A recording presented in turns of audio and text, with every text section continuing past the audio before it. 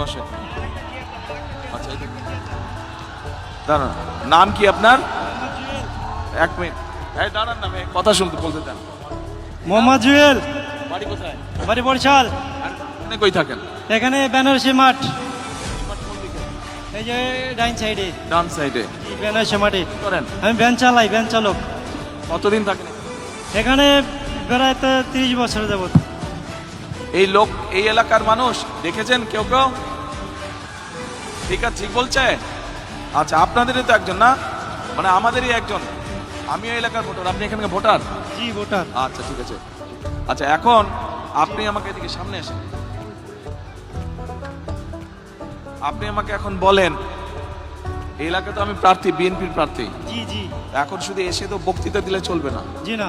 আমার কাছে কি আসে, কারণ আমি যদি ইনশাল্লাহ নির্বাচিত হই, ইনশাল্লাহ বিএনপি সরকার গঠন করলে আপনি এলাকার উন্নয়ন চান না, এলাকার মানুষ হিসাবে। ইনশাআল্লাহ আমাদের এখানে এখন বস্তি তাহলে বাসী আমাকে সবাই বলেন উন্নয়ন কি চাই। সমস্যা, এই এলাকার কি করতে হবে, কি কি প্রয়োজন?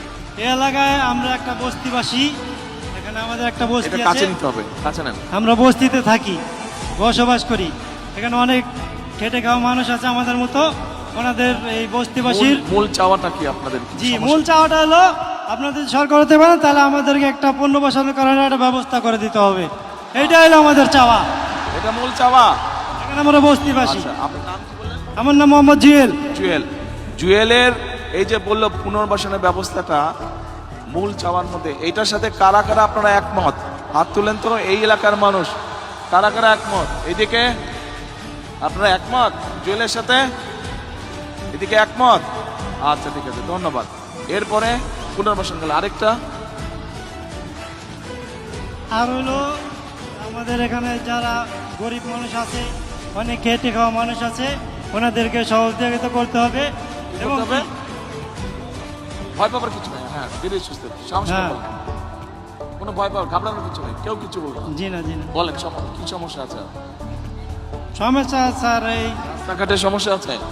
রাস্তাঘাটে অনেক সমস্যা আছে আমাদের ভিতরে, রাস্তাঘাট ভাঙাচোরা আছে, এগুলো ঠিক করতে হবে, ঠিক করতে হবে। উন্নয়ন করতে হবে। কিন্তু মূল সমস্যা কি? পুনর্বাসন। জি জি, আমাদের মূল সমস্যা হলো বস্তিবাসীর পুনর্বাসন প্রকল্প। আচ্ছা।